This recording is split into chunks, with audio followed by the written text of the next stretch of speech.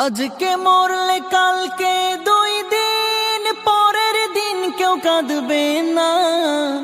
যাদের জন্য করলা কামাই মরলে তারা চিনবে না। আজকে মরলে কালকে 2 দিন পরের দিন কেউ কাঁদবে না। যাদের জন্য করলা কামাই মরলে তারা চিনবে না। থাকতে সময় করো আমল, ঈমান করো খাঁটি। থাকতে সময় করো আমল, ঈমান করো খাঁটি। শেষ ঠিকানা তোমার আমার 3.5 হাত মাটি।